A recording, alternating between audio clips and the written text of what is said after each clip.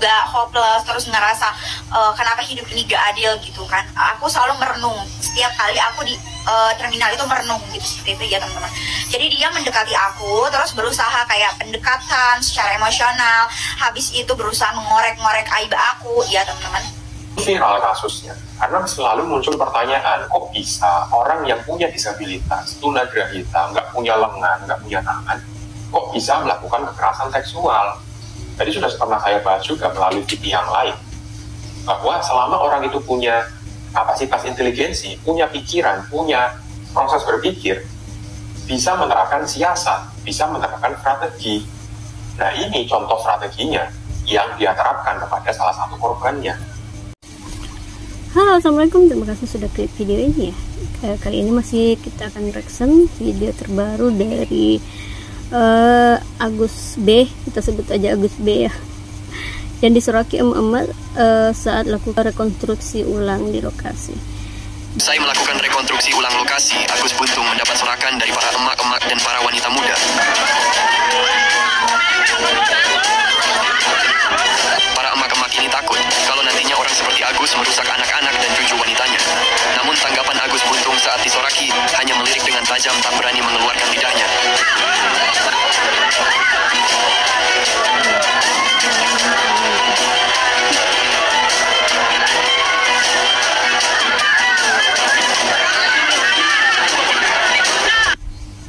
Nah, bagaimana pendapat teman-teman nih tadi si Agus?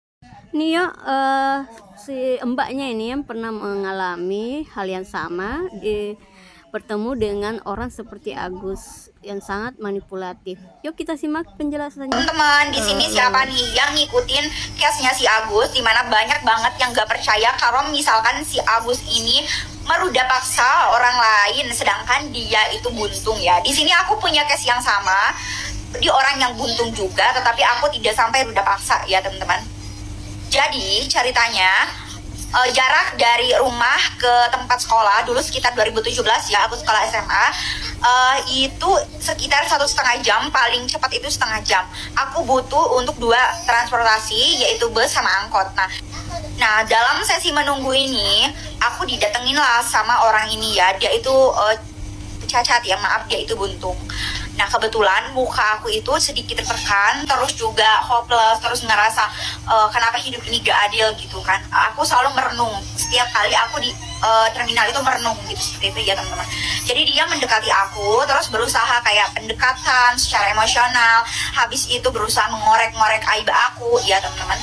Nah dalam satu sisi dia bilang kalau misalkan waktu dulu sebelum saat aku lahir nih, dia berkata bahwa saat aku lahir mungkin ada, dia tuh melihat kalau misalkan ada yang lagi diruqyah gitu. Nah di ruqyah itu kan otomatis si hantunya, si jinnya itu dibawa kan, diangkat sama peruqyahnya. Nah setelah diangkat, ketempelan lah di aku, jadi nggak kebuang, terus tempel di aku gitu. Jadi selamanya itu aku bakal sial, apalagi dia itu membawa-bawa hadis, membawa-bawa Al-Quran seperti itu ya. Terus dia bilang bahwa misalkan ada beberapa orang nih, ada sekitar 7 orang, karena di terminal itu deket sekolahan ya, terminal itu deket sekolahan, dan di sekolah itu ada sekitar 7 orang yang jadi pasiennya dia, yang mana dia udah bersihkan ya, ini dalam tanda kutip berarti udah diruda paksa ya teman-teman, tapi dia tidak melapor.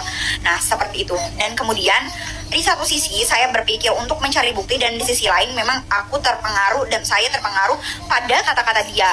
Nah setelah itu kan setelah saya pulang sekolah, dia telepon karena kan kalau misalkan kita mau konsultasi ini harus kasih nomor telepon ya. Dia telepon berusaha meyakinkan bahwa dia itu bisa membersihkan. Nah setelah sehari nah besoknya aku langsung setelah pulang sekolah, aku ketemu lagi dia, dan aku diajak ke suatu rumah, di mana itu rumah saudaranya, besar banget ya. Di situ ada beberapa kamar, dan aku dimasukin ke kamar itu. Nah kita berhadap-hadapan gitu, tapi tidak ngapa-ngapain ya. Di sana dia berkata bahwa dia harus melakukan pembersihan, di mana pembersihan itu dengan cara melakukan hubungan seksual dengan dia, karena itu adalah cara pembersihan biar semua dosa-dosa kita, semua kesialan kita itu beralih ke dia seperti itu ya. Dan itu tuh harus menggunakan kayak media lilin lah. Terus kan aku itu selalu berpikir secara rasional ya teman-teman. Terus aku bilang begini, bukannya kalau misalkan kita itu melakukan suatu pembersihan dosa dengan kesalahan itu malah dosa ya, seperti itu ya aku bilang. Terus dia berkata bahwa enggak, contohnya kalau misalkan kita sakit paru-paru tidak bisa diobatin sama siapapun. Nah kan itu bisa digunakan dengan yang namanya memakan hati babi, gitu dia bilang begitu ya. Dan itu rata-rata sembuh. Dan aku percaya kalau misalkan aku kan anak sekolah ya, otomatis aku itu suka banget baca buku, dan gak ada jurnal kalau misalkan orang yang kena sakit paru-paru bisa sembuh dengan hati babi dan itu ada jalan terakhir untuk agama Islam, itu nggak ada gitu. Dan aku nggak percaya. Dari situ aku benar-benar kayak, oh ini orang pasti mau ngejebak, dan orang ini seorang yang pinter hipnotis seperti itu. Aku langsung mikir begitu karena ada beberapa pendapat dia yang nggak masuk di logika aku gitu. Meskipun waktu itu memang aku agak-agak terpengaruh dengan dia ya.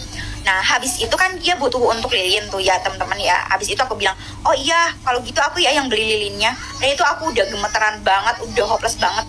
Dan ternyata dia itu lagi ditungguin sama orang-orang yang ada in the gang-nya itu, sama-sama tukang ojek, sama orang-orang terminal di sana ya.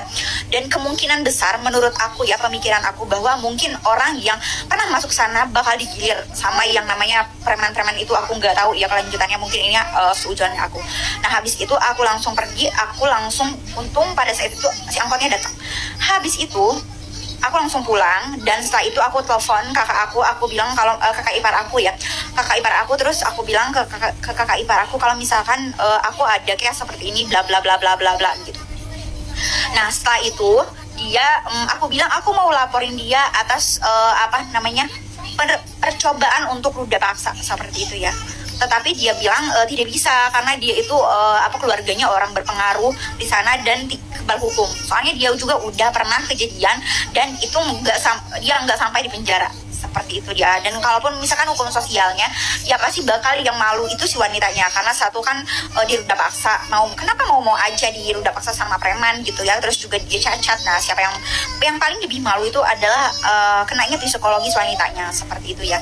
Terus yang kedua dia dicaci maki, ditanya apakah aku udah diruda paksa apa belum. Kalau udah diruda paksa sama dia pasti akan kayak ya udah saling tonjok-tonjokan aja gitu, nggak karena kalau misalkan diselesaikan di jalur hukum pasti nggak bakal menang seperti itu. Tapi untungnya aku masih dilindungi oleh Allah, seperti itu ya teman-teman.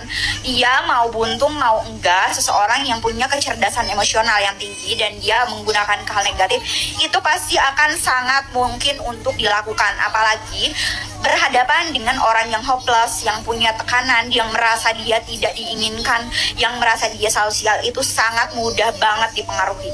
Jadi kalau teman-teman misalkan nggak percaya sama kesnya Agus nih, aku udah pernah ada di keadaan tersebut. Untungnya aku tidak sampai diruda paksa, dan korbannya itu dia udah bilang kalau misalkan udah 7 orang yang udah dibersihkan, dan menurut aku itu udah pasti mereka udah diruda paksa seperti itu.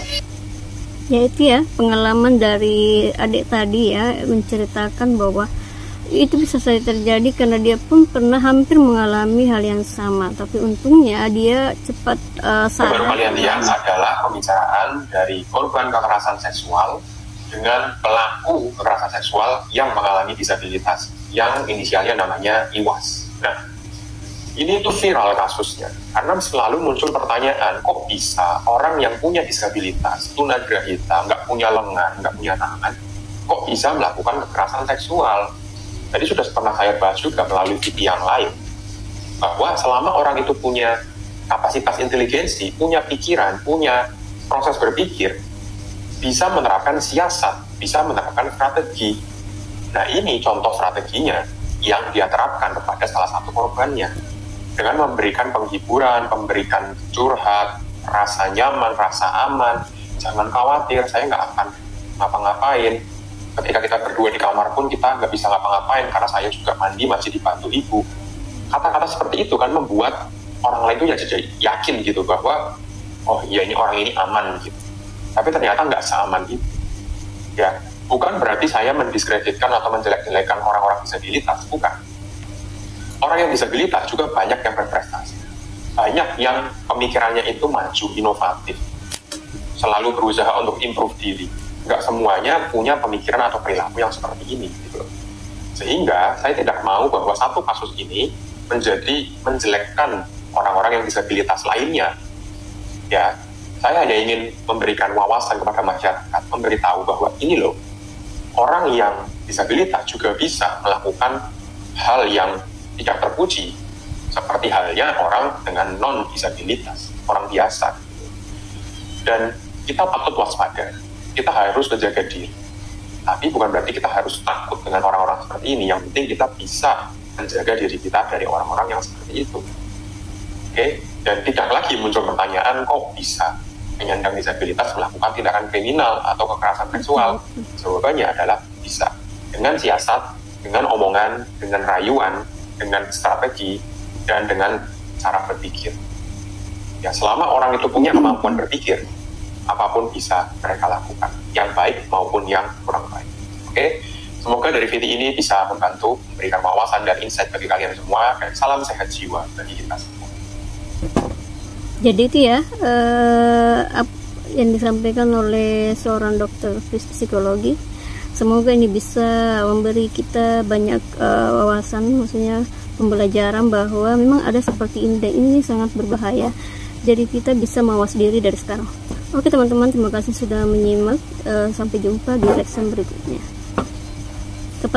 Tetap waspada dan hati-hati selalu. Oke, bye. Assalamualaikum.